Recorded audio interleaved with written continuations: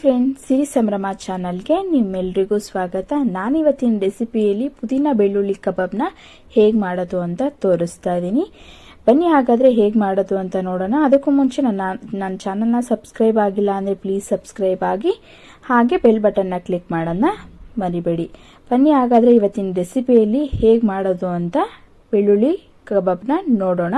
ಮೊದಲನೇದಾಗಿ ಒಂದು ಮಿಕ್ಸಿ ಜಾರ್ನ ಇಟ್ಕೊಂಡು 2 ಇಂಚ್ ಆಗುವಷ್ಟು ಶುಂಠಿ, ಹಾಗೆ 1 ಗೆಡ್ಡೆ ಆಗುವಷ್ಟು ಬೆಳ್ಳುಳ್ಳಿ, ಹಾಗೆ ಸ್ವಲ್ಪ ಕಾಳುಮೆಣಸು, ಹಾಗೆ ಖಾರಕ್ಕೆ ತಕ್ಕಂತೆ 2-3 ಹಸಿಮೆಣಸಿನಕಾಯಿ, ಸ್ವಲ್ಪ ಪುದೀನ ಸೊಪ್ಪು, ಹಾಗೆ ಒಂದು ಸ್ವಲ್ಪ ಕೊತ್ತಂಬರಿ ಸೊಪ್ಪನ್ನ ಸೇರಿಸಿ ಈ ರೀತಿಯಾಗಿ ನುಣ್ಣಗೆ ರುಬ್ಕೊತಾ ಇದ್ದೀನಿ.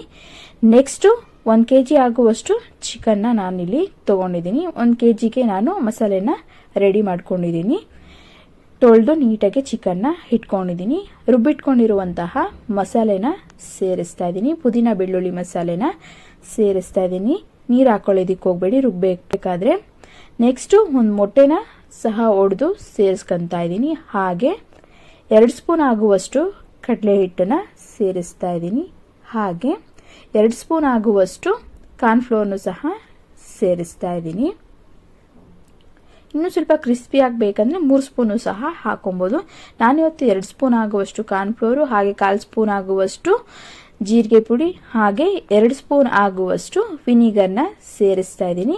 ವಿನಿಗರ್ ಆದರೂ ಹಾಕೊಳ್ಳಿ, ಇಲ್ಲ ಅಂತಂದರೆ ನಿಂಬೆ ರಸನೂ ಸಹ ಸೇರಿಸ್ಕೊಬೋದು. ನಾನಿವತ್ತು ವಿನಿಗರ್ನ ಯೂಸ್ ಮಾಡಿ ಚೆನ್ನಾಗಿ ಕಲಸಿ ಇಟ್ಕೊತಾ ಇದ್ದೀನಿ. ನೆಕ್ಸ್ಟು ಎಲ್ಲನೂ ಕಲಸಿದ್ದಾದಮೇಲೆ ಒಂದು ಅರ್ಧ ಗ್ಲಾಸ್ನಾಗುವಷ್ಟು ಮೊಸರು, ಗಟ್ಟಿ ಮೊಸರು, ಹಾಗೆ ರುಚಿಗೆ ತಕ್ಕಷ್ಟು ಉಪ್ಪನ್ನ ಸೇರಿಸಿ ಚೆನ್ನಾಗಿ ಮಿಕ್ಸ್ ಮಾಡ್ಕೊಳ್ಳೋಣ. ನೋಡಿ, ಈ ರೀತಿಯಾಗಿ ಕೈಯಲ್ಲಿ ಚೆನ್ನಾಗಿ ಮಿಕ್ಸ್ ಮಾಡಿಕೊಂಡು ಒಂದು 1/2 ಅವರ್ ಇಲ್ಲ 1 ಅವರ್ ಆದರೂ ಫ್ರೀಝರಲ್ಲಿ ಇಡೋಣ.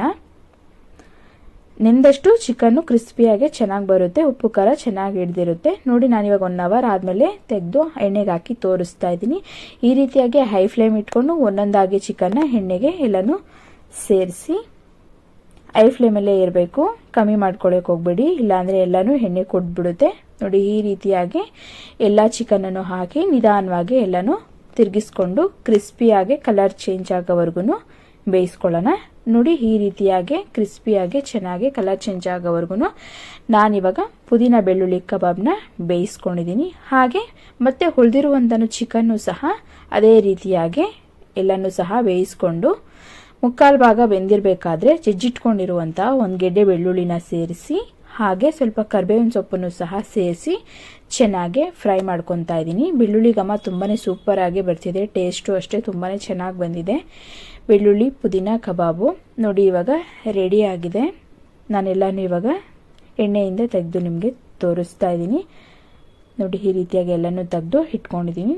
ನೋಡಿ, ಈಗ ಪುದೀನ ಚಟ್ನಿ ಜೊತೆಗೆ ಪುದೀನ ಬೆಳ್ಳುಳ್ಳಿ ಕಬಾಬ್ ತುಂಬಾ ಟೇಸ್ಟಿಯಾಗಿ ರೆಡಿಯಾಗಿದೆ. ಬಿಸಿ ಬಿಸಿ ಇದ್ದಾಗಲೇ ತಿನ್ನೋದ್ರಿಂದ ಪುದೀನ ಚಟ್ನಿ ಜೊತೆಗೆ ತುಂಬಾ ಟೇಸ್ಟಿಯಾಗಿ ಬಂದಿದೆ. ನಾನು ಯಾವುದೇ ಕಬಾಬ್ ಪೌಡ್ರನ್ನು ಸಹ ಸೇರಿಸಿಲ್ಲ. ಈ ರೀತಿಯಾಗಿ ಮನೇಲೇ ಸಿಂಪಲ್ಲಾಗಿ ಪುದೀನ ಬೆಳ್ಳುಳ್ಳಿ ಕಬಾಬ್ನ ಈಸಿಯಾಗಿ ಮಾಡ್ಕೊಬೋದು. ನೋಡಿ, ನಾನಿವಾಗ ಒಂದು ತಿಂದು ತೋರಿಸ್ತಾ ಇದ್ದೀನಿ.